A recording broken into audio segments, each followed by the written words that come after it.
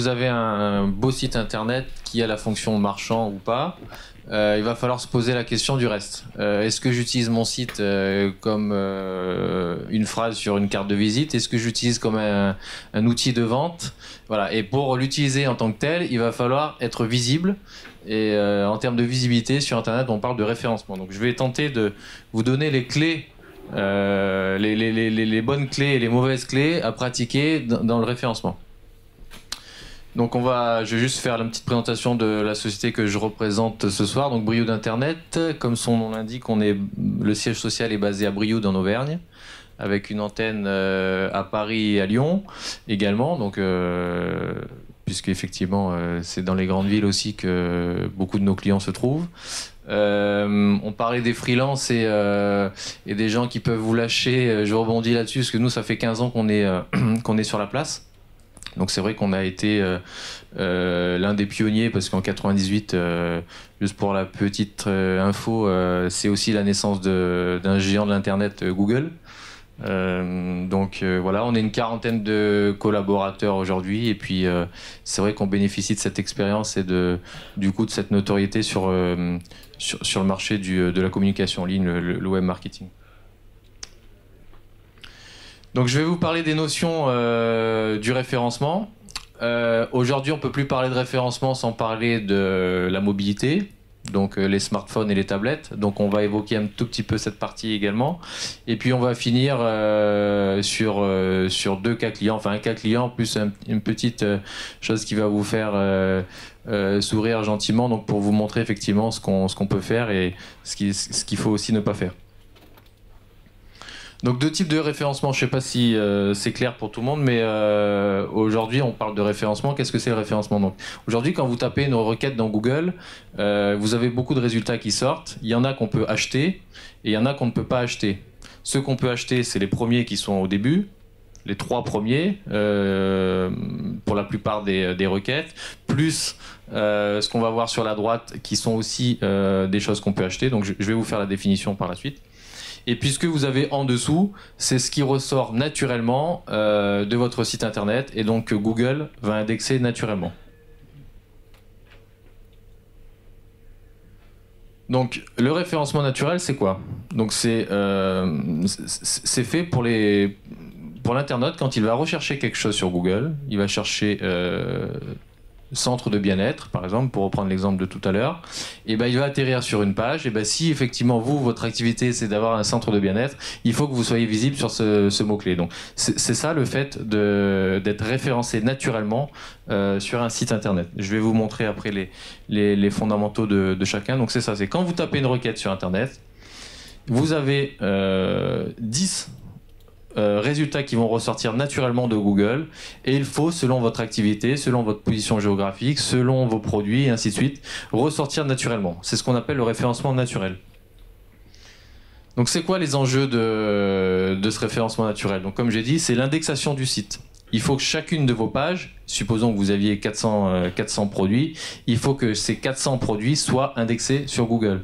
Aujourd'hui, on n'utilise plus uniquement la première page du site. Les gens n'arrivent plus uniquement sur la première page. Ils arrivent sur la page produit, ils arrivent sur les conditions générales, ils arrivent sur où sommes-nous, ils arrivent sur vos références clients, et ainsi de suite. Et toutes ces pages qui ne sont pas indexées sont un point d'entrée que vous n'avez pas offert à ces internautes. Donc il faut impérativement que ces pages soient indexées, puisque votre site, sinon, ne sera pas accessible auprès des internautes. Le deuxième pilier du référencement naturel, c'est la qualité du site. Donc c'est quoi la qualité du site? Si vous êtes un centre de bien-être, il faut à tout prix être pertinent en termes de contenu éditorial, le texte, que vous parliez effectivement de votre activité qui est un centre de bien-être. Donc il ne faut pas abuser, parler je suis un centre de bien-être, le meilleur centre de bien-être de Paris, ainsi de suite. Mais il faut avoir un contenu éditorial qui fait que votre activité et donc vos mots-clés vont être reconnus par Google et donc retrouvés par les internautes. Et la troisième chose, c'est l'environnement du site. Aujourd'hui, Google va regarder en fait votre site et va voir qui parle de vous. Plus vous avez de sites externes qui vont parler de vous, plus vous allez avoir des signaux positifs auprès de Google. Et en fait, vous allez demander aux petits copains de parler de vous sur un site. C'est pas tant ça. Aujourd'hui, la popularité du site, c'est si vous êtes un centre de bien-être. Je vais utiliser cet exemple durant toute la soirée. Hein. J'espère que vous avez rien contre les centres de bien-être. Mais du coup, si vous êtes un centre de bien-être, effectivement, vous allez devoir être vu par des choses de la mode, des choses pour les femmes, des choses dans la santé, des choses comme ça. Et plus vous avez de sites dans cette thématique autour du bien-être, de la mode, de la santé et ainsi de suite, qui vont pointer vers votre site à vous, et ben plus Google va déjà dire tiens, ce centre il commence à être bien vu, il a de la popularité et donc il est pertinent. Et ce qu'il recherche Google, lui, c'est de la pertinence. Donc il va falloir effectivement travailler ce troisième fondamental du référencement naturel.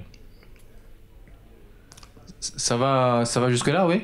N'hésitez pas, hein, s'il y a des termes ou des questions en plein milieu, n'hésitez pas, parce qu'après à la fin vous l'aurez peut-être oublié, donc n'hésitez pas. Donc quelques conseils en référencement naturel. Qu'est-ce qu'il faut faire? Si vous avez des produits, effectivement, il ne faut pas reprendre les fiches produits du catalogue de votre fournisseur. Supposons que vous achetez des spas, votre fournisseur va vous donner une fiche produit du spa. Si tous les vendeurs de spa utilisent la même fiche produit de ce spa, et c'est pas super original. Et puis en plus, on va le voir tout de suite après, vous n'avez pas le droit, en termes de vue de Google, de dupliquer du contenu. Vous allez être pénalisé pour ça. Donc il faut varier les descriptifs produits. On a la chance sur Internet de pouvoir mettre des vidéos, de pouvoir mettre des tailles, des contenances, des poids et ainsi de suite. N'hésitez pas à varier les descriptifs des produits. Pour les magasins physiques, on en parlait tout à l'heure, activez ce qu'on appelait avant Google Maps, qui s'appelle aujourd'hui Google Local, ou la page en fait qui indexe votre adresse. Je ne sais pas si vous avez déjà vu dans Google, il y a souvent quand vous tapez un magasin ou bien une marque ou bien une boulangerie, vous avez tout de suite son adresse. Donc ça, c'est un service de Google qui est gratuit, qu'il faut impérativement activer. Il faut aujourd'hui, on ne peut plus créer un site sans avoir une version mobile de ce site. On va évoquer un petit peu après ce qu'est une version mobile. C'est qu'aujourd'hui, Google donne un point positif à un site par rapport à un autre s'il bénéficie d'une version mobile. Donc si vous avez un site de bien-être et vous êtes en concurrence avec un autre qui lui n'a pas de version mobile et que vous avez la version mobile, et Google va vous donner une prime de visibilité par rapport à ça. Donc aujourd'hui, il y a des places à prendre grâce au fait que vous allez concevoir un site qui est adapté à ces supports mobiles. Sur un navigateur mobile Non, oui, sur un navigateur mobile, oui, bien sûr. Aujourd'hui, vous faites le test, hein, vous allez taper centre de bien-être sur ordi et centre de bien-être sur mobile, vous n'allez pas avoir les mêmes résultats. Parce qu'il y a aussi la géolocalisation qui va rentrer en compte. Mais le fait est que si vous êtes un site qui est techniquement valable sur mobile, vous allez mieux ressortir aux yeux de Google. C'est-à-dire que les sites responsives, ils seraient plus adaptés pour le futur. Tout à fait. On en a parlé tout à l'heure, Stéphanie, effectivement. Aujourd'hui, il est inconcevable de créer un site qui ne soit pas en responsive. Tout à fait. La quatrième chose, c'est les réseaux sociaux. Donc aujourd'hui, il existe, Facebook et Google Plus sur la requête de marque, sur la requête, supposons toujours le centre de bien-être. Vous appelez centre de bien-être, je sais pas moi, à fleur de peau. Vous créez la page Google Plus à fleur de peau.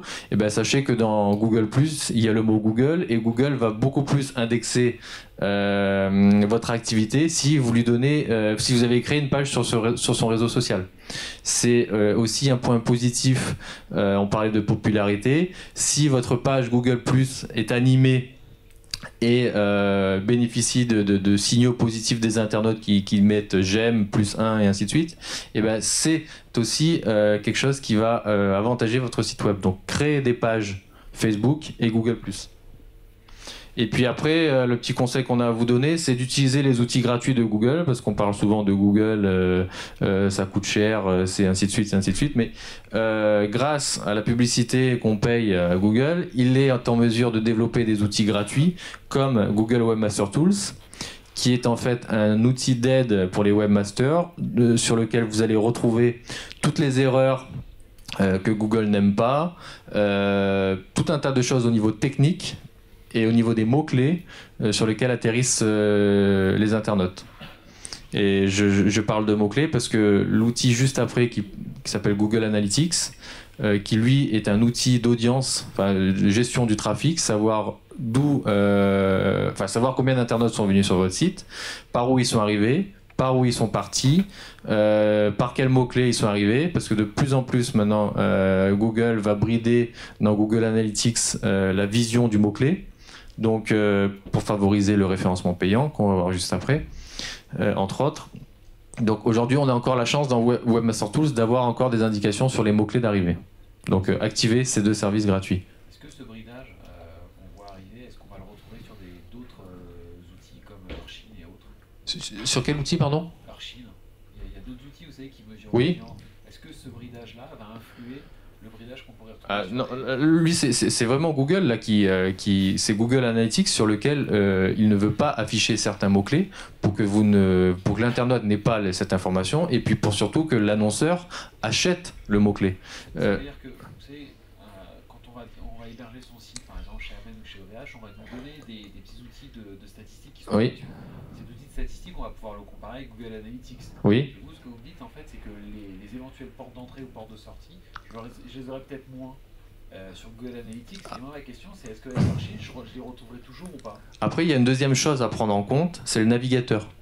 Aujourd'hui, si vous utilisez Google Chrome et que vous avez une adresse Gmail, vous êtes donc aux yeux de Google sur sa plateforme et vous avez un compte là-dessus, et vous êtes donc logué en ce qu'on appelle HTTPS, et tout ce qui est HTTPS aujourd'hui, Google ne va plus fournir les informations. Donc effectivement, si vous avez une autre solution, vous n'allez pas avoir non plus ces informations-là. Par contre, si vous utilisez des navigateurs libres ou des navigateurs sur lesquels vous n'allez pas être en navigation sécurisée, vous pourriez avoir ces informations-là. Donc c'est aussi le navigateur qui va vous brider dans cette transmission d'informations aux outils de statistiques. C'est-à-dire que d'autres outils de statistiques qui sont gratuits, par exemple, comme Archine ou autre, je vais me retrouver avec le panel que j'avais avant ou pas? Sur le navigateur Google Chrome, ça peut. Sur d'autres navigateurs, non.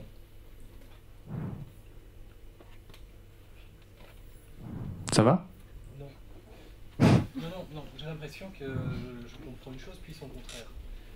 J'ai eu l'impression que vous proposiez, que vous disiez que si on a Google Chrome, au final, on aura moins d'informations de type statistique. C'est ça. Excusez-moi, mais je crois qu'on ne parle pas tout à fait de la même chose. Ce que monsieur est en train d'expliquer, c'est les mots qui sont marqués sur le Google Analytics en tant que notre provider. Et Google, il est juste en train de parler ça, Yannick. Il est en train de parler des mots-clés qui ne ressortent pas dans l'analytics parce que Google ne veut plus donner ce type d'informations. C'est uniquement les mots-clés dans lesquels on parle. Simplement, je ne sais pas si vous avez fait attention sur votre analytics, vous regardez les mots-clés sur lesquels sont rentrés vos différents internautes, sur quelle page, etc. Et vous avez un pourcentage de plus en plus important des mots-clés où il y a marqué « Not provided ». Ben ça, c'est évidemment ce qu'expliquait Yannick. Quand les mots-clés sont... Quand quelqu'un passe sur Chrome et qui s'est mis en HTTPS, cette information ne ressort pas, n'est pas donnée par n'importe quel outil. Mais vous ne parliez pas tout à fait encore une fois de la même chose. N'est pas donné par n'importe quel outil, c'est-à-dire que Analytics, Archine ou le voisin d'Archine. C'est bon du coup?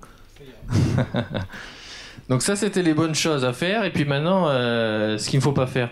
Juste sur le référencement naturel, vous n'avez pas parlé ni de Twitter ni des blogs? Ça vient... les blogs, si, on peut en parler dans la stratégie éditoriale et puis il est souvent recommandé dans un site e-commerce d'avoir un blog à côté pour présenter les produits de plus en plus, la description beaucoup plus large, parce que sur une fiche produit, on l'a vu tout à l'heure, Stéphanie nous l'a montré, on va pas non plus y mettre un roman. Par contre, sur un blog, effectivement, on va pouvoir mettre des descriptions beaucoup plus larges, on pourra mettre des retours d'expérience, raconter une histoire un peu plus complète sur le produit qu'on ne va pas faire effectivement sur le site.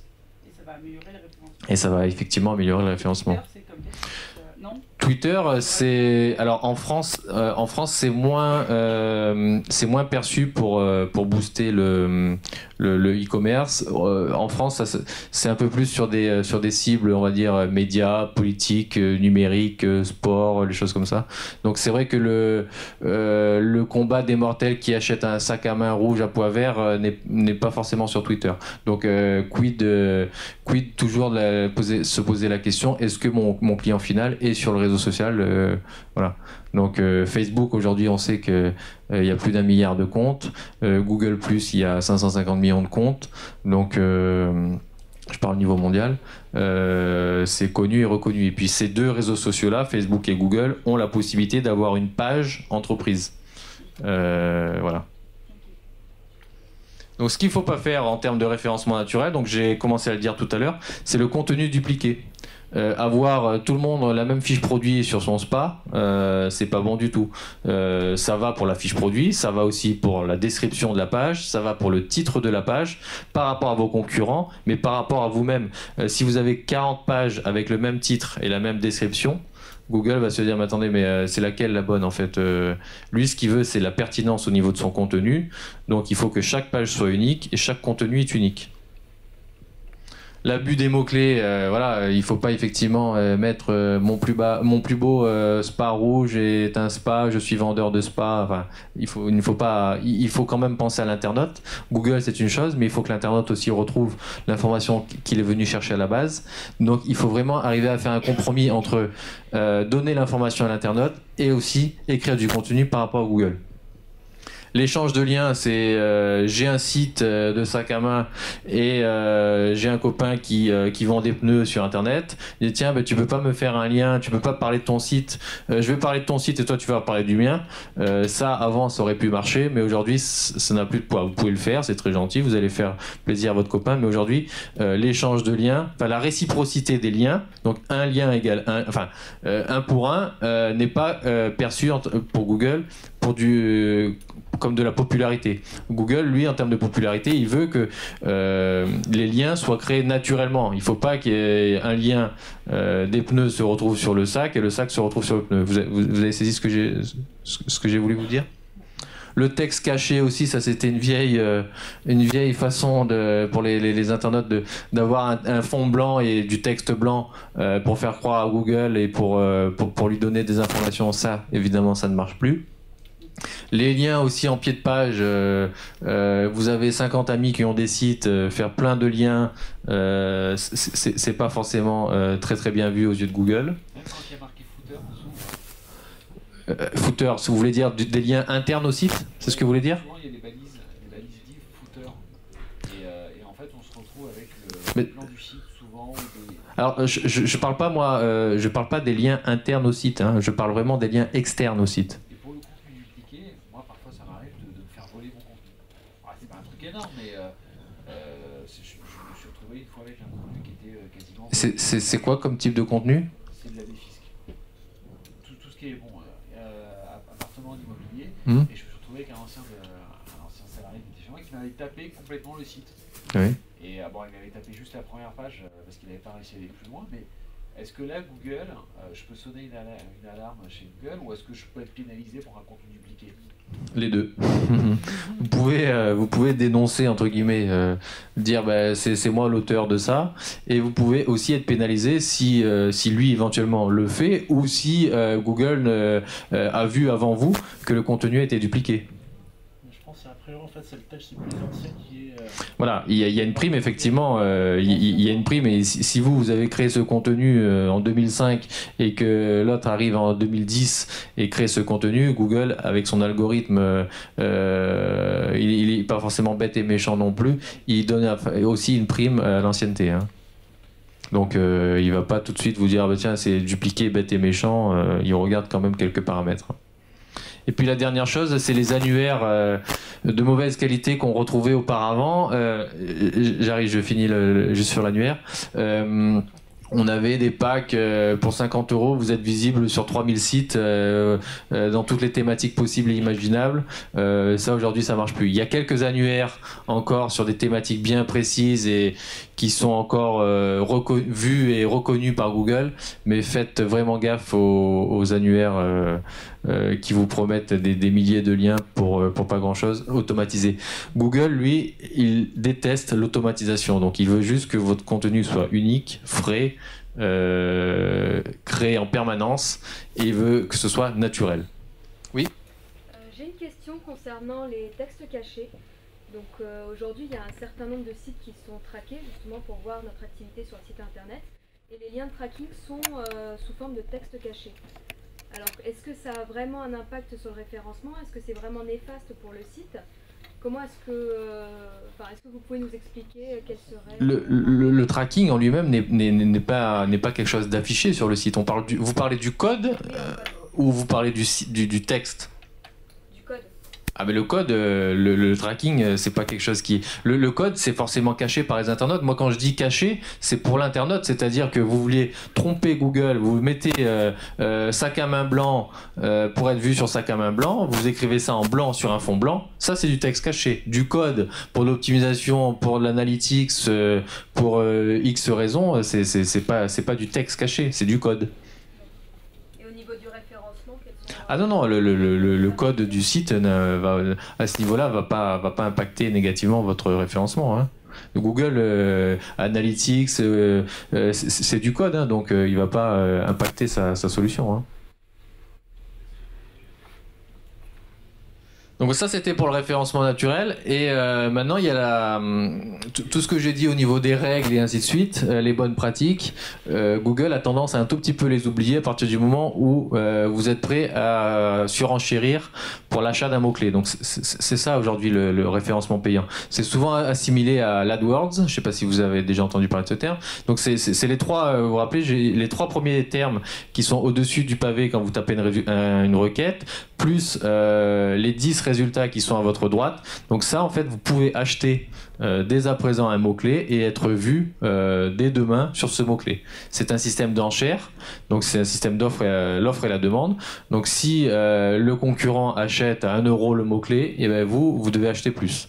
C'est pas non plus la foire à l'empoigne, ça va pas changer non plus tous les jours, mais il y a un marché aujourd'hui qui est fait que vous devez effectivement acheter au minimum au même prix que le meilleur enchérisseur pour être vu au minimum à la même place. Donc, et vous payez uniquement quand l'internaute va cliquer sur ce mot-clé. Vous ne payez pas quand votre site, quand l'internaute recherche, mais vous allez payer à Google uniquement quand l'internaute va cliquer sur ce mot-clé que vous avez acheté. Donc là, pareil, quels sont les trois enjeux de ça? C'est la rapidité. Dès demain, vous pouvez être vu sur centre de bien-être.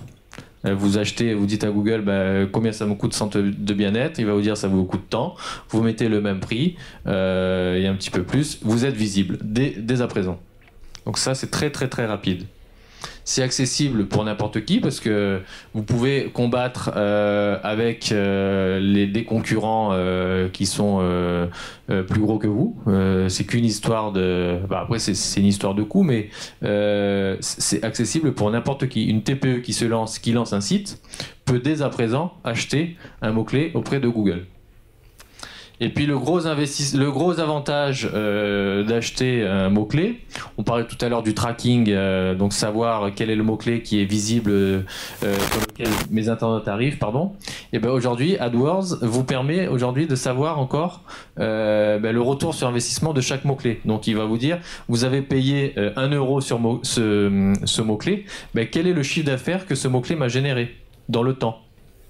Est-ce que ça m'a généré un formulaire de contact? Est-ce que ça m'a généré un ajout au panier? Est-ce que ça m'a généré une vente? Et ainsi de suite. Vous êtes en mesure de tracer ce budget investi, savoir quelle est la rentabilité de ça. Donc ça, c'est un très très gros avantage aujourd'hui. Vous pouvez mesurer le retour sur investissement très facilement. Pardon. Et à contrario, donc... Non, pas à contrario, qu'est-ce que je raconte? C'est juste après à contrario. Donc quels sont les avantages, enfin les bonnes pratiques du référencement payant? Donc utilisez l'exclusion des mots. Si vous êtes un centre de bien-être et que vous n'êtes pas un centre de spa, et ben il va falloir exclure le mot spa. Vous ne voulez pas payer pour être vu sur le mot centre de spa, mais uniquement centre de bien-être. Donc il faut acheter le mot-clé, mais exclure les activités que vous ne faites pas. Il faut aussi utiliser les extensions d'annonces. Aujourd'hui, il y a de plus en plus d'extensions d'annonces. On va voir sur un cas client après que Google vous permet d'utiliser, dont la carte, dont les extensions d'appel pour appeler directement, tout un tas d'extensions comme ça que Google vous met à disposition, donc il faut utiliser impérativement. Segmentez vos campagnes en thématiques. Si vous vendez des télévisions, des lecteurs Blu-ray et des consoles de jeux, il ne va pas falloir créer une seule campagne. Vous allez créer une campagne télé, une campagne Blu-ray, une campagne console.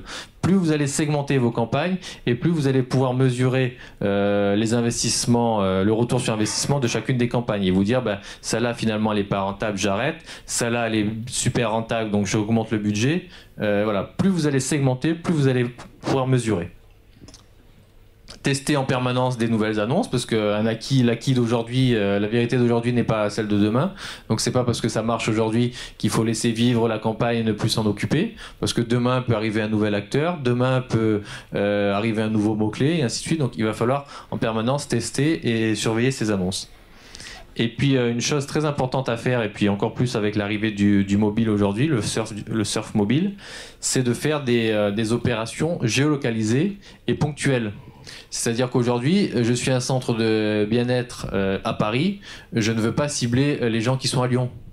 Donc je peux dire à Google, j'achète ce mot-clé, mais uniquement dans un rayon de 50 km aux alentours de mon lieu physique. Donc on peut mettre ça. Et puis on peut mettre aussi une durée, un timing. Vous voulez toucher les gens à 50 km autour de vous, mais uniquement entre 11h et 14h. Ça, c'est possible. Donc vous voyez les gros avantages de Google AdWords, c'est que vous allez vraiment pouvoir tout faire, tout mesurer. Et puis plus vous allez segmenter vos campagnes ponctuellement et géolocalisement, au niveau de la localité, pardon, bien sûr, moins ça va vous coûter. Donc il ne faut pas croire que quand j'achète un mot, je vais être visible dans tout le monde. Non, je peux segmenter et dire je veux être visible uniquement sur ma zone de chalandise. Et ce qu'il ne faut pas faire du coup sur Google AdWords, il ne faut pas faire une page qui n'est pas en rapport avec votre annonce. Supposons que je fasse une page montre pas cher. Et le site Sismic qu'a montré tout à l'heure Stéphanie, c'est pas du tout pertinent de faire une campagne montre pas cher et quand vous atterrissez sur une page une montre à 259 €. Le gars qui cherche montre pas cher, il veut atterrir sur une page qui est un produit pas cher. Donc ça ne sert à rien de faire une page qui n'est pas pertinente. C'est peut-être bête à dire, mais il faut effectivement, quand le gars, l'internaute cherche pas cher, il veut du pas cher. Donc si vous n'êtes pas pertinent, vous allez d'une part perdre de l'argent, et puis l'internaute va partir et va aller ailleurs.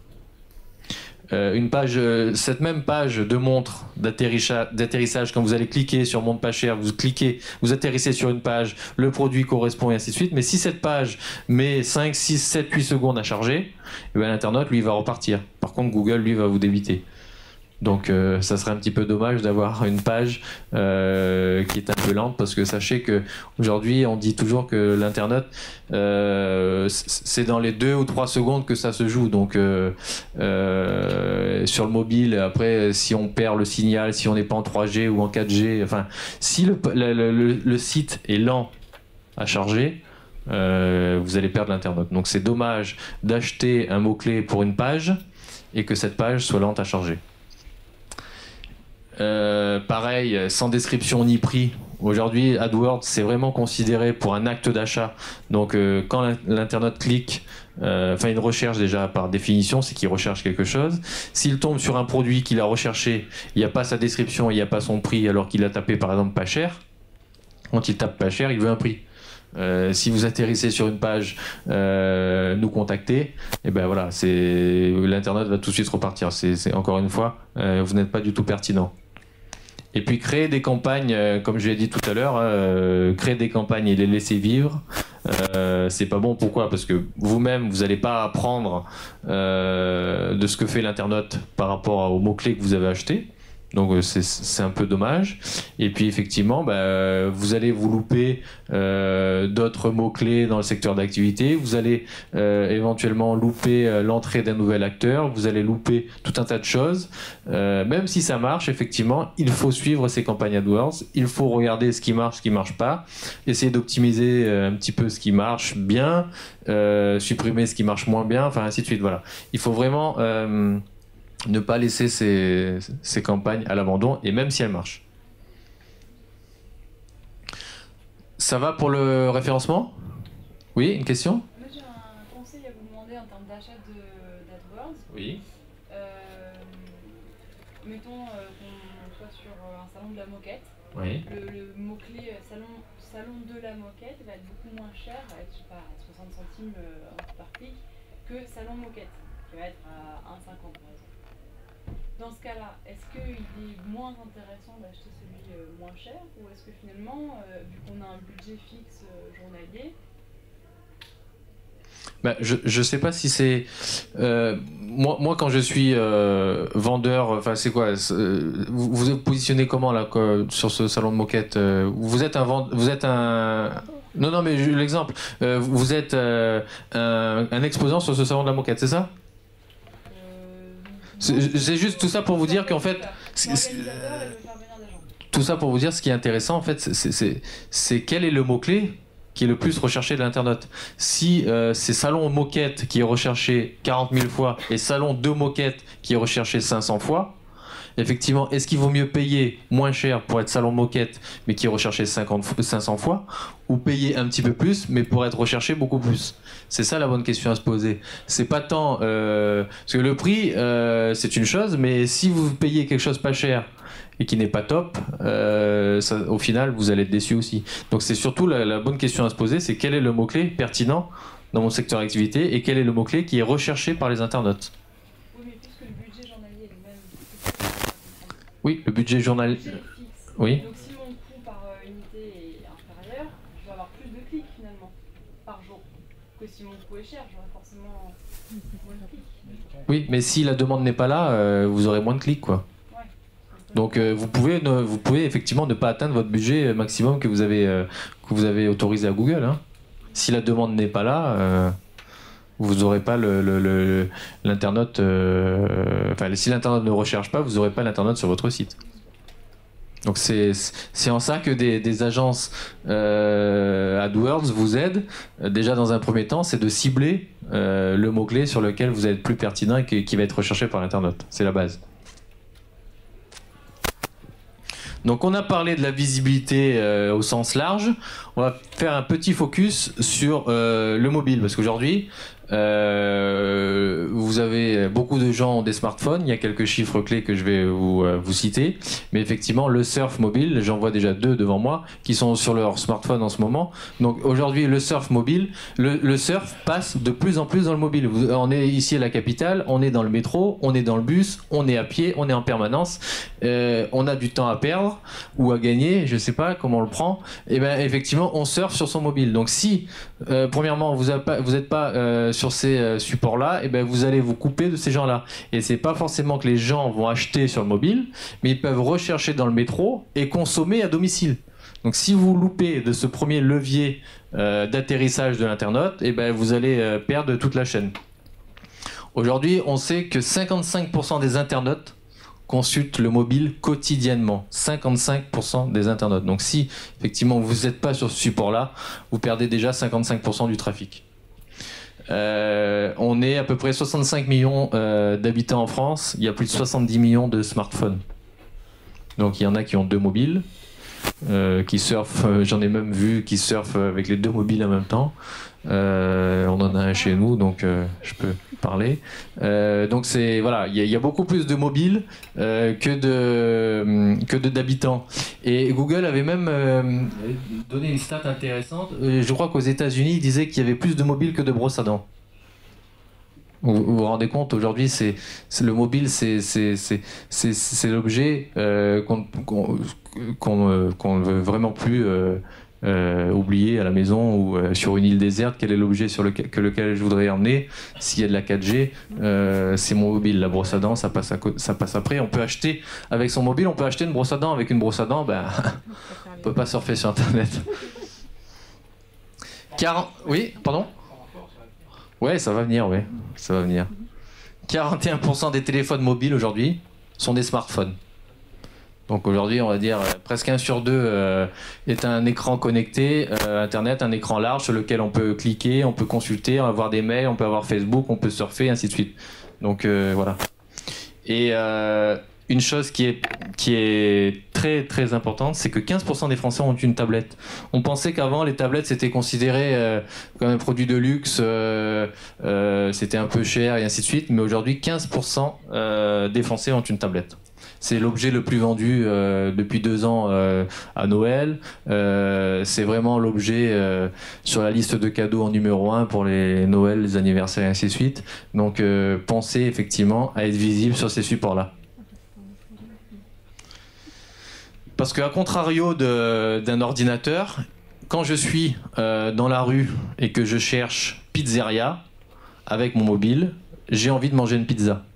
Donc on peut dire qu'aujourd'hui, la recherche sur smartphone se concrétise très très très souvent et dans un court laps de temps sur un acte d'achat.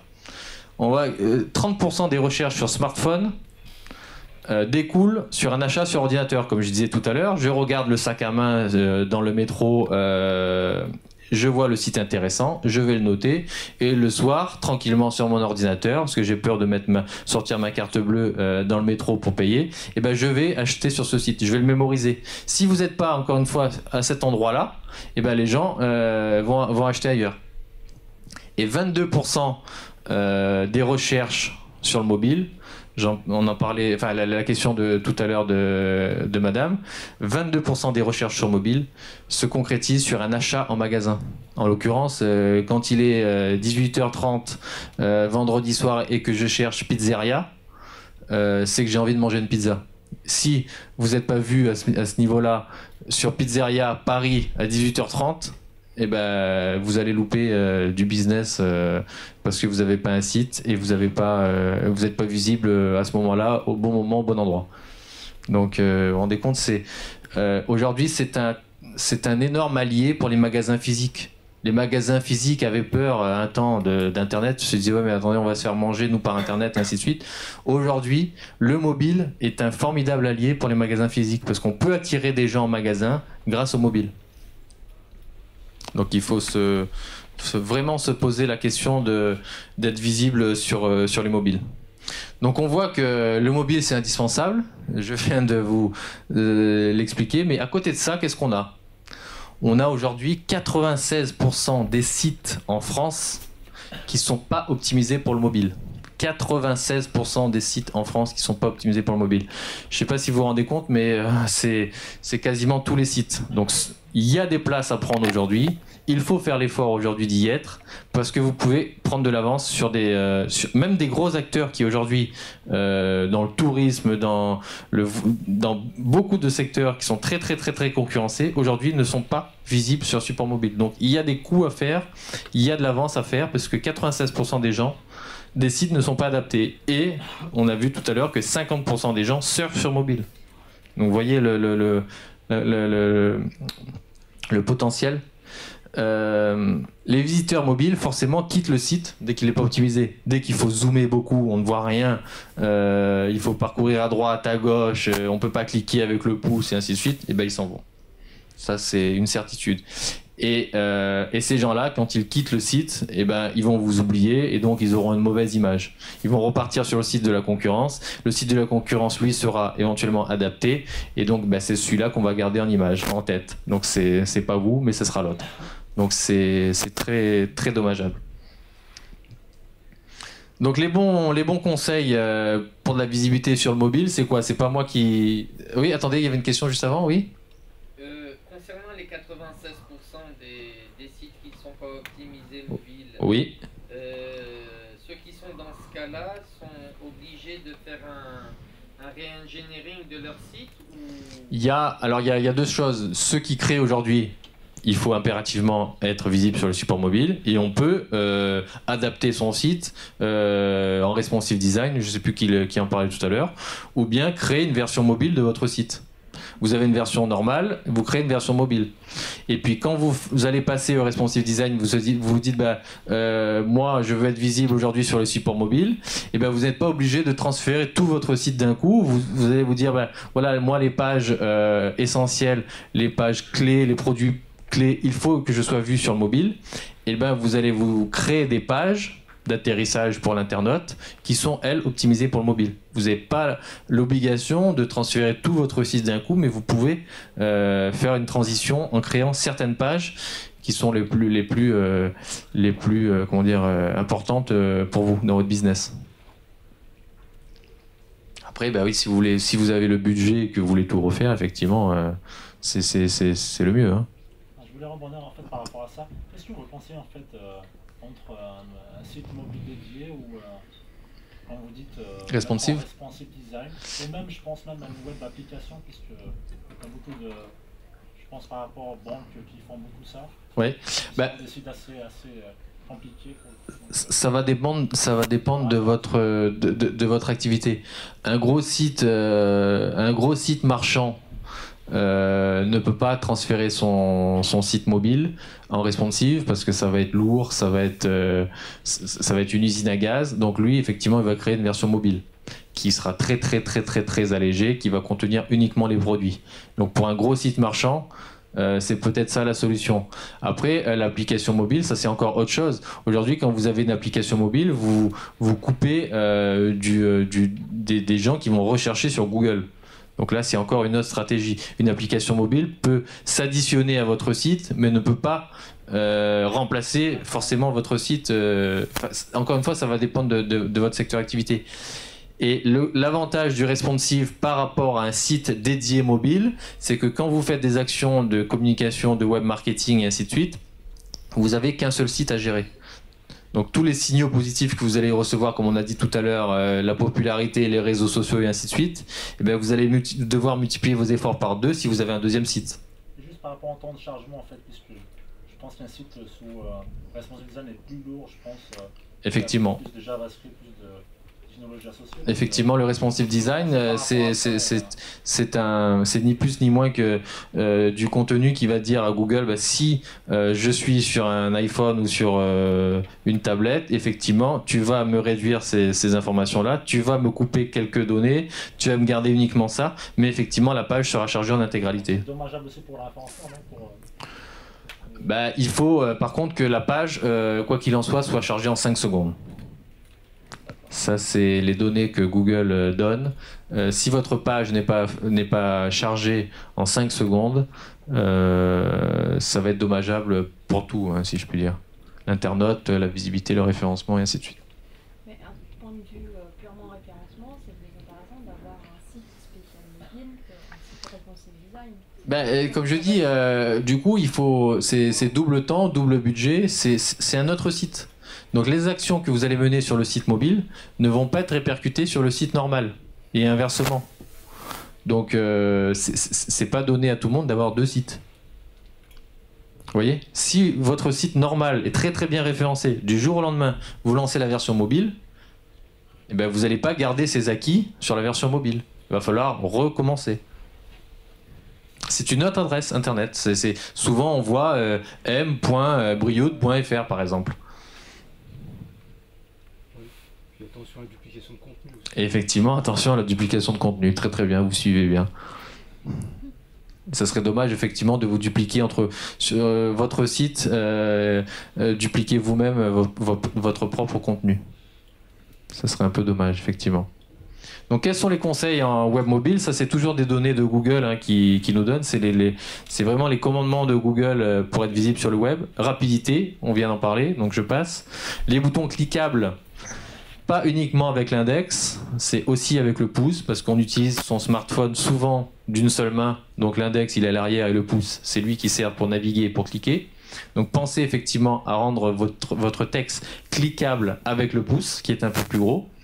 Une navigation simple, on ne veut pas retrouver effectivement toutes les informations sur le mobile, mais on veut juste avoir les informations pertinentes, donc il faut que ce soit très simple. il faut que le contenu soit facile à lire. Les gens ne veulent pas lire un roman sur un mobile, ils veulent vraiment aller à l'essentiel. Pensez au local, comme j'ai dit tout à l'heure. Rentre en compte sur le mobile la géolocalisation. Donc pensez à, si vous êtes un magasin physique ou un e-commerce qui contient un magasin physique, et ben d'effectivement de rajouter votre ville. Si vous avez la chalandise Paris, centre de bien-être Paris, effectivement ça va vous aider en termes de visibilité. Et si vous êtes un internaute qui recherche à Paris, vous allez être mieux vu sur cette requête. Et puis pensez à la conversion facile. La conversion, c'est quoi? C'est si vous êtes un site pour capter, vous êtes un expert comptable, vous voulez en fait capter des demandes entrantes, et ben il faut que le formulaire de contact soit facilement cliquable, facilement qu'on puisse le remplir facilement et qu'on puisse facilement appuyer sur le bouton envoyer. Donc ça c'est faciliter la conversion. Si vous dégoûtez l'internaute, si c'est trop long pour lui de remplir ce formulaire, et ben il va repartir. Donc pensez vraiment à la simplicité. Donc voilà ce que j'avais à vous dire sur le mobile. Je vais l'illustrer en 2 petits cas clients. Et puis après je laisserai la place à Guillaume. Vous avez des questions sur la partie mobile ou pas? Non, c'est bon? Ça a été posé. Donc je vais vous parler d'un cas client qui est Magiline, donc qui est un réseau de franchise, réseau de distribution de piscines, sur lequel qui est un client depuis quelques années, qui nous a contacté pour une opération porte ouverte sur son réseau. Il a plus de 200 distributeurs en France. Donc en fait, il s'est dit, moi je suis le master franchisé, le haut de la distribution. Je veux ramener des gens physiquement chez mes franchiseurs. Donc comment effectivement faire ça? Je vais faire une opération porte ouverte, mais je veux que les gens ne viennent pas chez moi, mais le gars qui est à Lyon, il va dans le magasin le plus proche de chez lui. Donc c'est vraiment ce qu'on parlait tout à l'heure, ce qu'on appelle le web to store, ramener des gens en magasin grâce au web. Donc c'était vraiment générer des contacts pour chacun des points de vente. Donc qu'est-ce qui a été fait pour ce client? Donc on a créé des campagnes universelles, parce que maintenant depuis quelques temps les campagnes AdWords sont aussi obligatoirement visibles sur la partie mobile. Avant on pouvait segmenter et se dire bah non, moi mon site n'est pas adapté mobile, je ne veux pas toucher les gens qui sont sur les supports mobiles. Depuis quelques temps vous ne pouvez plus faire cette segmentation. Donc c'est dommage encore une fois d'acheter un mot-clé qui va être visible sur la partie mobile et qui ne sera pas adapté. Donc on a utilisé les extensions d'annonces dont j'ai parlé tout à l'heure, donc la géolocalisation, donc afficher l'adresse de chacun des points de vente. L'extension d'appel, donc pour pouvoir appeler directement le point de vente, je recherche piscine à Villeurbanne, je veux contacter, j'appuie directement sur mon pouce et ça contacte le numéro de téléphone, donc la conversion directe. Et puis utiliser les site links. Site links, c'est pour indexer en fait piscine. Je vends des piscines, je veux aussi parler des spas, je veux aussi parler des robots de piscine. Donc tout ça en fait, pourquoi? C'est pour augmenter en fait le pavé, la zone cliquable de l'internaute. Vous voyez, ça c'est, je sais pas si on voit bien au fond, mais vous voyez l'annonce, elle est sur 10 lignes. Elle est beaucoup plus grosse qu'une annonce normale. Pourquoi? Parce que j'ai activé tout un tas d'extensions au niveau de Google. Et là, c'est sur la partie ordinateur. Mais sur la partie mobile, vous avez en plus, ce que j'ai dit tout à l'heure, la partie extension d'appel. Donc, dès que vous cliquez sur le numéro de téléphone du distributeur, vous allez tout de suite mis en relation avec la personne au bout du fil. Et donc, grâce à cette campagne, par rapport à l'année dernière, sur lequel le site n'était pas adapté sur le mobile, il n'y avait pas les extensions d'annonces, il n'y avait pas les extensions de géolocalisation, et il a divisé son coût de campagne par 5 par rapport au chiffre d'affaires qu'il a réalisé grâce à cette nouvelle campagne. La conversion, son coût donc, de conversion a été divisé par 2, donc il a fait 2 fois plus de clients pour le même coût. Et du coup, il y a eu un nombre d'appels multiplié par 10, parce que l'année dernière, il n'y avait pas les extensions aussi simples que maintenant. On ne pouvait pas cliquer directement pour la mise en relation. Par exemple, sur Android, il n'y avait pas forcément l'extension d'appel. Sur iPhone, ça l'était déjà, mais sur les supports Android, ça ne l'était pas. Aujourd'hui, ces extensions d'annonce sont universelles. Donc du coup, par rapport au même budget de l'année dernière, grâce à ces extensions d'appel, la géolocalisation et ainsi de suite, il a recruté 2 fois plus de personnes en magasin physique que l'année d'avant. Donc grâce au mobile et grâce aux nouvelles extensions AdWords. Oui. Quand vous présentez l'annonce AdWords avec une dizaine de lignes, elle est forcément 3 ou 4 fois plus chère au clic qu'une annonce traditionnelle avec 3 lignes. Il y a effectivement beaucoup plus de choses qui sont cliquables, mais les gens vont pas cliquer sur une fois qu'ils ont cliqué sur un lien, ils vont pas revenir et cliquer sur un autre lien. Donc au final, il y a plus de choses effectivement, il y a plus de zones cliquables, mais l'internaute ne va pas cliquer sur 10 zones en même temps. Non, mais ce que je veux dire, le coût de l'annonce au clic en présentation, il va être beaucoup plus cher. Au clic, mais le clic ne sera pas multiplié par 2. Comme je vous dis, l'internaute ne va pas cliquer 2 fois plus. Le même internaute ne va pas cliquer 2 fois plus. Oui, mais pour afficher cette annonce-là, c'est peut-être 1 euro. AdWords, vous ne payez uniquement au clic, vous ne payez pas à l'impression. Alors je m'exprime mal. Je veux dire que si j'ai la même annonce avec uniquement les 3 premières lignes par rapport à cette annonce-là, oui. Google va demander peut-être 1 euro pour la grosse annonce et que 20 centimes. Ah non, vous achetez les mots-clés au même prix qu'auparavant, ça va pas vous changer. Hein. C'est aux enchères, donc c'est celui qui enchère le plus en fin de compte. Oui, d'accord, mais. Vous allez acheter plus de mots-clés, mais moins de mots-clés vont être cliqués. Donc au final, c'est tout bénéf pour vous. Vous avez une plus grosse annonce, une plus grosse zone cliquable, mais cette zone cliquable ne va être cliquée qu'une seule fois par l'internaute. Et donc c'est ce clic-là que vous allez payer, au même titre qu'un AdWords normal. C'est pas une option payante? L'option n'est pas payante. L'option n'est pas payante. L'extension d'appel est une option payante. Si sur la partie mobile, il clique sur l'extension d'appel, donc contacter directement le numéro, c'est un coût par clic. Il va payer effectivement au coût par clic. Mais l'option en elle-même d'afficher ces informations n'est pas payante. En fait, pour le cas, que ce soit vraiment clair, là vous avez acheté quel mot-clé sur l'annonce qui est Ben, on a acheté ces mots-clés au terme de la piscine. Je ne vais pas vous dévoiler tous les mots-clés, mais c'est les mots-clés classiques de la piscine, distributeur piscine, franchisé piscine, enfin les choses classiques. Et puis on a rajouté la notion de géolocalisation pour chacun des points de vente. Donc, finalement, vous avez juste payé sur les mots-clés achetés. Tout à fait. C'est juste une meilleure gestion de la campagne. L'espace, non. Non, on ne paye pas, voilà, effectivement, l'annonce. C'est juste la gestion de la campagne au début qui a été beaucoup mieux faite, qui a été optimisée par rapport aux nouvelles options d'AdWords qui ont été créées, et donc c'est qui autant les utiliser parce qu'elles sont gratuites. Et du coup, la zone cliquable est multipliée par 2 par rapport à une annonce normale. Donc l'internaute ne peut que cliquer sur votre annonce. C'est toujours un coût par clic. C'est toujours un coût par clic, oui, tout à fait. Ça n'a pas changé. C'est une option, les extensions d'annonces, c'est une option gratuite que Google a mis pour favoriser son AdWords, mais cette option n'est pas payante. C'est le fait de cliquer qui, lui, est payant. Et il y a des gens qui vont utiliser ces extensions, il y a des gens qui ne vont pas l'utiliser. Donc autant les utiliser. Enfin, je me dis que Google, pour le coup, va perdre un peu d'espace, donc c'est pour ça que... Il va perdre effectivement un peu d'espace. Mais au final, il va se rattraper sur les extensions d'annonces parce que les gens vont beaucoup plus... les extensions d'appel, les gens vont plus cliquer sur le numéro de téléphone. Ne vous faites pas de soucis pour ça, c'est réfléchi. Il y a aussi des liens qui se vendent sur la géolocalisation. Il a derrière ça des nouveaux liens qu'il va pouvoir commercialiser. Donc il n'y a pas de souci. Et puis il ne va pas vous laisser avoir une annonce de 15 lignes s'il y a 15 demandeurs de la même chose. Ça va être, là, à ce moment-là, ça va être beaucoup plus cher. C'est l'offre et la demande. Là, si vous êtes tout seul, effectivement, ça va vous coûter moins cher. Pour Google, c'est plus intéressant parce qu'il y a plus d'espace cliquable. Il y a plus d'espace cliquable, effectivement. C'est le même annonceur et qui offre plus d'options cliquables. Donc c'est vraiment pertinent. Si je cherche une piscine à Lyon et que cet annonceur propose ça et que lui va proposer 6 ou 7 ou 8 mots-clés cliquables, et ben, il a plus de chances que l'internaute clique et donc lui de facturer. Par exemple, sur cette page, la plus seule finalement il n'y a pas de concurrents sur la page en fait. C'est ça? Il peut avoir des concurrents, hein. Il peut avoir des concurrents qui utilisent ou pas les extensions d'annonces.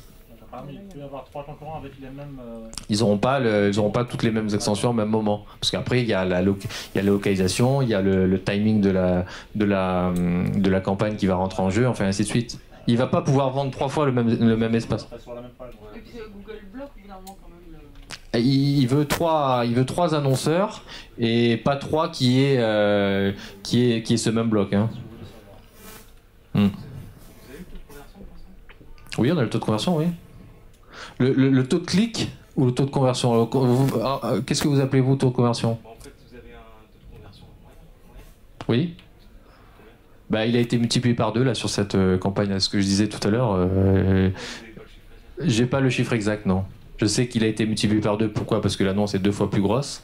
Donc forcément, mécaniquement, le clic est plus gros et la conversion est plus importante. Mais j'ai pas de tête. Je pourrais vous le donner, hein, mais je l'ai pas en tête. Non, non plus. Ben, ça va dépendre. Le CPM va dépendre. Il y a plusieurs mots-clés là qui sont achetés, donc ils n'ont pas tous le même coût par clic. Hein. Si sur le même mot-clé, là, par exemple ici, vous avez 5 annonceurs qui sont prêts à mettre tous 20 €, mais dont un qui veut mettre 10 lignes et les 49 autres que 3 lignes. Il fait comment Google? Les enchères. Donc c'est que celui qui met le plus haut qui gagne. C'est ça. Donc si celui qui met le plus haut met 10 lignes, il n'y aura qu'un seul annonceur pour ce mot-clé-là. Par contre, si les 3 premiers qui mettent le plus cher ne mettent que 3 lignes, du coup il y aura 3 annonceurs au lieu d'un seul. Oui, mais il y aura plus de zones cliquables. Lui, au final, il gagne au clic. Qu'il y ait un annonceur ou 3 annonceurs, 3 liens de 3 annonceurs différents ou 3 liens avec le même annonceur, pour lui, c'est pareil. Hein. Et le dernier cas, la dernière chose que je voulais vous mettre en avant, je fais un petit clin d'œil à Daniel qui est dans la salle, parce que c'est lui qui m'a donné ce petit cas, qui est conférencier aussi chez nous. On aurait pu appeler, il était une fois une banque en ligne qui voulait acheter le mot-clé banque. On parlait tout à l'heure de l'exclusion des mots, donc il faut surtout penser à exclure des mots. Donc vous voyez ici dans Google, vous pouvez acheter l'extension large, c'est-à-dire tous les mots qui gravitent autour de banque. Vous pouvez acheter le mot banque uniquement, la requête banque, B-A-N-Q-E, ou l'expression, donc avec d'autres choses à côté. Et donc cette banque en ligne aujourd'hui a fait le choix d'acheter uniquement le mot banque en expression large et s'est retrouvé malheureusement sur des mots-clés qui n'avaient pas exclus et sur lesquels il était visible. Donc c'était dommage. Donc c'était juste pour faire un petit clin d'œil et pour rappeler que le métier de brouillon d'Internet, donc entre autres de gérer des campagnes, donc réfléchissez et faites appel à des gens professionnels parce que des fois ça peut vous coûter beaucoup plus cher et pour un résultat beaucoup moindre.